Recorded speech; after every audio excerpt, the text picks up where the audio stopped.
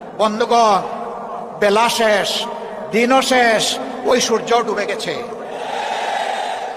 এ বাংলাদেশে এটা আর হবে না। এটা আমরা হতে দেব না ইনশাআল্লাহ। আমরা তরুণ যুবকদেরকে জিজ্ঞেস করতে চাই, যাদের বয়স 35 কিংবা তার নিচে, তিনটা নির্বাচনে ভোট দিতে পারো নাই, অর্থাৎ সারা জীবনে একটা ভোট দিতে পারো নাই।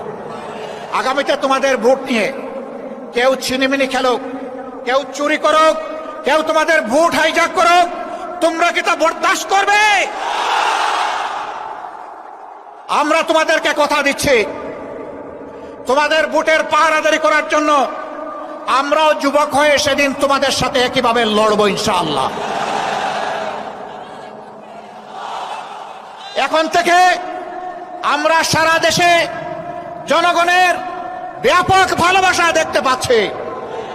এই ভালোবাসা ঈর্ষান্বিত হয়ে মনের জ্বালায় অনেকে আমাদের ব্যানার, ফেস্টুন, প্লেকার্ড, আমাদের পোস্টারগুলো ছিঁড়ে খান করে ফেলছে। বন্ধুগণ, টের পান নাই? জনগণ আজকে আর গাছের পোস্টার, লাইট পোস্টের পোস্টার, রাস্তার উপর দড়ি দিয়ে সাঁটানো পোস্টার দেখে সিদ্ধান্ত নেয় না। আজকে তারা সিদ্ধান্ত নিয়ে ফেলেছে, যাদেরকে তারা ভালোবেসেছে তাদের বুকের ভিতরে তারা পোস্টার স্থায়ীভাবে স্থাপন করে দিয়েছে। রাস্তার পোস্টার ছিঁড়তে পারবা, বুকের পোস্টার ছিঁড়তে পারবা না। অতএব ওই পোস্টার ছিঁড়াছিঁড়ি করে কোনো লাভ নেই। দিশাহারা হয়ে, হতাশ হয়ে, ক্ষুব্ধ হয়ে চূড়াগলিতে কেউ যদি হাঁটার চিন্তা করেন, তাহলে প্রয়োজনে আরেকটা 5 আগস্ট অনুষ্ঠিত হবে ইনশাআল্লাহ। যেই 5 আগস্ট সন্ত্রাসকে, ফ্যাসিবাদকে তাড়িয়ে দিয়েছিল, সেই 5 আগস্ট প্রয়োজনে আবার রুখে দেবে ইনশাআল্লাহ।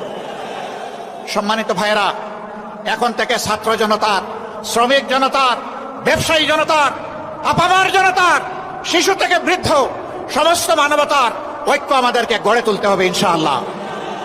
এই ঐক্যই আগামী দিনে বাংলাদেশের জাতীয় সংসদে যাবে বিজয়ীর বেশে ইনশাআল্লাহ। এ বিজয় কেউ ঠেকাতে পারবে না ইনশাআল্লাহ।